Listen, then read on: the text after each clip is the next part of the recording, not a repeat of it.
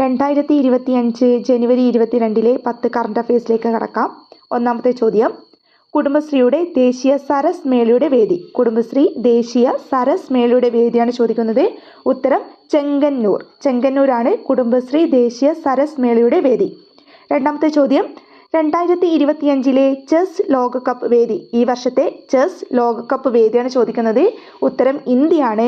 India വരുന്ന വേദികളൊക്കെ ഒന്ന് not ചെയ്ത് വെക്കണം. PSCയുടെ അധികം ക്വസ്റ്റ്യൻസ് ആണ്.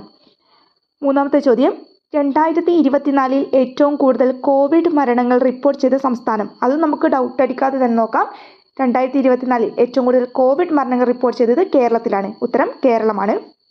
നാലാമത്തെ ചോദ്യം, കഥകളി രംഗത്തെ സമഗ്ര സംഭാവനകൾ കണക്കിലെടുത്ത് രാജഹംസം ലൈഫ് ടൈം അച്ചീവ്മെന്റ് അവാർഡിന് അർഹനായത്. കഥകളി രംഗത്തെ സമഗ്ര സംഭാവനയ്ക്ക് കൊടുക്കുന്ന അവാർഡാണ് രാജഹംസം ലൈഫ് ടൈം അച്ചീവ്മെന്റ് അവാർഡ്. ഇതിന് അർഹനായത് ആരെന്നാണ് ചോദിക്കുന്നത്. ഉത്തരം കലാമണ്ഡലം ഗോപി. കലാമണ്ഡലം ഗോപിക്കാണ് രാജഹംസം ലൈഫ് ടൈം അച്ചീവ്മെന്റ്. അഞ്ചാമത്തെ ചോദ്യം, ദേശീയ ദുരന്ത പ്രതികരണ സേന ഉയർച്ചാ ദിനമായി ആഘോഷിച്ചത്. ദേശീയ ദുരന്ത പ്രതികരണ സേന ഉയർച്ചാ ദിനമായി ആഘോഷിച്ചത് എന്നാണെന്നാണ്. ഉത്തരം ജനുവരി 19. ജനുവരി 19 ദേശീയ ദുരന്ത പ്രതികരണ സേന ഉയർച്ച ദിനം. ആറാമത്തെ ചോദ്യം, ലോകത്തെ ആദ്യ സമ്പൂർണ്ണ നിർമ്മിത ബുദ്ധി അധിഷ്ഠിത ഭരണകൂടമാകാൻ ഒരുങ്ങുന്ന രാജ്യം. ലോകത്തെ ആദ്യ സമ്പൂർണ്ണ നിർമ്മിത ബുദ്ധി AI അധിഷ്ഠിത ഭരണകൂടമാകാൻ ഒരുങ്ങുന്ന രാജ്യം ഏതാണ് ചോദിക്കുന്നത്. ഉത്തരം അബുദാബി. അബുദാബിയാണ്, നോക്കി വെക്കണം. ലോകത്തെ ആദ്യ AI അധിഷ്ഠിത ഭരണകൂടം. ഏഴാമത്തെ ചോദ്യം, ടിക്ടോക്കിന് ബദലായി ഇൻസ്റ്റഗ്രാം അവതരിപ്പിക്കുന്ന പുതിയ വീഡിയോ എഡിറ്റിംഗ് ആപ്ലിക്കേഷൻ. ടിക്ടോക്കിന് പകരമായി ഇൻസ്റ്റഗ്രാം അവതരിപ്പിക്കുന്ന പുതിയ വീഡിയോ എഡിറ്റിംഗ് ആപ്ലിക്കേഷൻ ഏതാണെന്ന് ചോദ്യം. ഉത്തരം എഡിറ്റ്സ് ആണ്. അതിൽ തന്നെ വീഡിയോ എഡിറ്റിംഗ് എഡിറ്റ്സ്.